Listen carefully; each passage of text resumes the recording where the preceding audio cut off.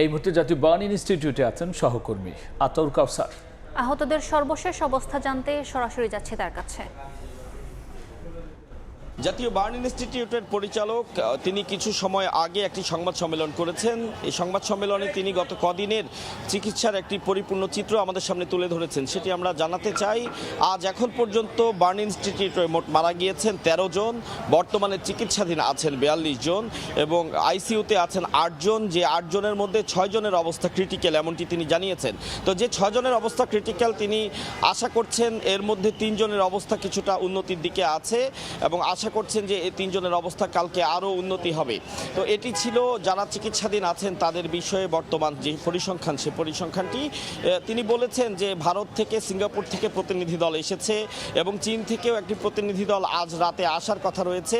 যদিও foreign ministry থেকে আমাদের জানানো হয়েছে যে একটি প্রতিনিধি দল ইতিমধ্যেই বাংলাদেশে এসে পৌঁছেছেন। তো তিনি বলছেন যে এই সকল বিশেষজ্ঞদের সাথে আলাপ আলোচনা করে যতটুকু সম্ভব ভালো চিকিৎসা, উন্নত চিকিৎসা দেয়া যায় যারা আহত আছেন তাদেরকে, তার সর্বোচ্চ চেষ্টাই তারা করছেন এবং তারা বলছেন যে এক্ষেত্রে শুধুমাত্র চীন, ভারত বা সিঙ্গাপুরের চিকিৎসকদের উপরেই তারা কোনোভাবে ভরসা করছেন না বা তাদের মধ্যেই আলোচনাটা সীমাবদ্ধ রাখছেন না।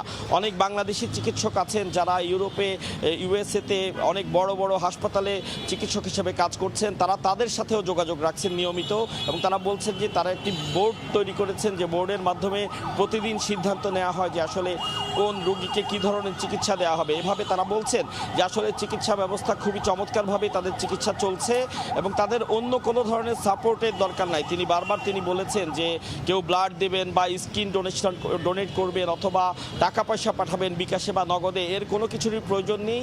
যারা এ ধরনের জিনিস দিতে চাচ্ছেন তাদের প্রতি তিনি সম্পূর্ণ শ্রদ্ধা রেখে বলছেন যে এ ধরনের কোনো কিছু যদি প্রয়োজন হয় তাহলে বার্ন ইনস্টিটিউট থেকে যোগাযোগ করা হবে।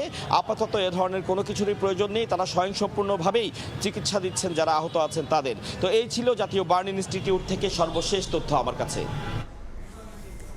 সরাসরি যুক্ত ছিলাম জাতীয় বার্ন ইনস্টিটিউট থেকে।